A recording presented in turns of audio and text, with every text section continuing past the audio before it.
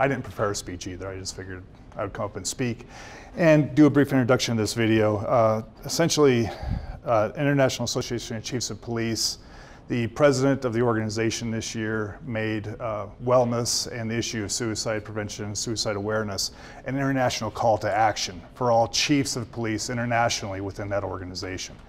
Part of that initiative was to partner with Sally's group to produce a video that would be given to chiefs of police throughout the world, really, to talk about this issue and start making it a priority within organizations. Law enforcement is one of the leading professions when it comes to the issue of suicide. We have an incredibly high suicide rate compared to the rest of the general populace, very similar to what the Army is dealing with, actually. This call to action, I was brought into it almost by accident, I think. Kenosha, Wisconsin, and IACP had partnered with Sally to put this video together. It just so happened the production was going to take place here in Denver, and some outreach was made. Hey, is Denver doing anything in this realm at all? And they said, oh yeah, by the way, we have a guy who's been talking about it for about 6 years. Why don't you go ahead and bring him in? So that's kind of how I got pulled into the mix, and I was very happy and very fortunate to be a participant in this endeavor. What you're going to see, I think we're showing the 2-minute, kind of an advertisement teaser that we sent out to the chiefs in preparation for the overall 10-minute production, which if you go to Sally's website, you can see the full 10-minute video, which has an amazing list of resources and things that are at the end of it in the realm of suicide awareness and suicide prevention. So with that, I'll stop talking and let you show a 2-minute video. So.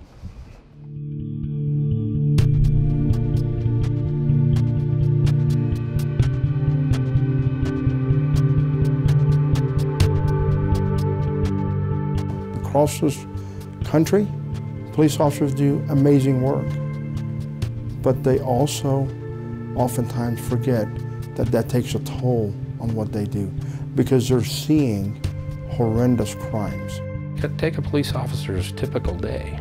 It can start with something as simple as a traffic ticket in the morning. It can go to an assault in the afternoon, to this guy sitting over in the corner, a young male that has just sexually assaulted a 10-year-old girl. And he's got this, now I'm the chaplain, I'm not supposed to talk like this, but he's got this shit-eating grin on his face because he knows you can't do anything about it. And then the officer goes home to spouse and children, and they're supposed to turn that off. Hi, honey, I'm home. The trauma that happens from dealing with some of these events is going to affect your personal life, and you have to deal with it, or it can destroy you. I, unfortunately, learned the hard way.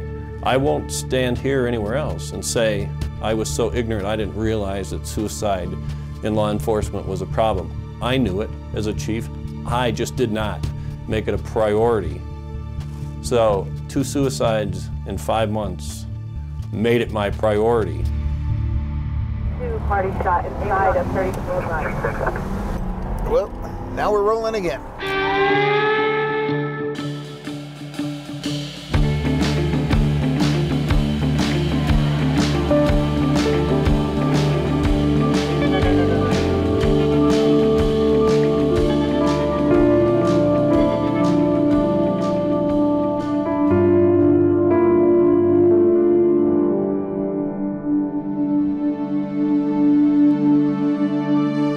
Version, and it's a lot to show you guys.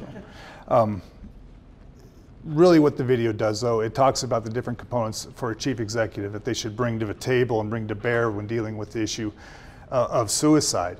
Make it something that's not taboo or hidden, and a lot of what we've heard from speakers this morning is talking about the overall, how do you change the culture, right? How do you change the culture where it's okay to talk about this issue, get it out in the open and speak about it? Well, that's really what we're trying to do in law enforcement too. And talk about a profession that is very male-dominated, very macho, very tough guy image, right?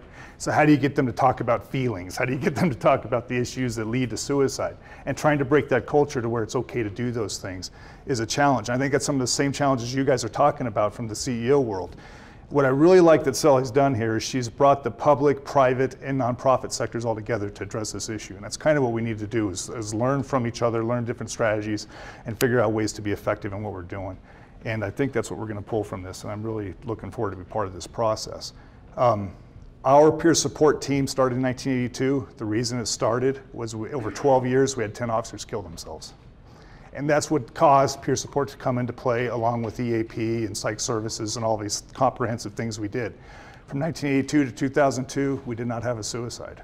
So that's the effect that these kind of programs can have on your organization, dropping this number. And really, you got to address the root cause issue, which is stress. If you find ways to make people more resilient and deal with the stress issue, you can bring down the suicide rate. So my time's up. I'm going to stay on task, and thank you.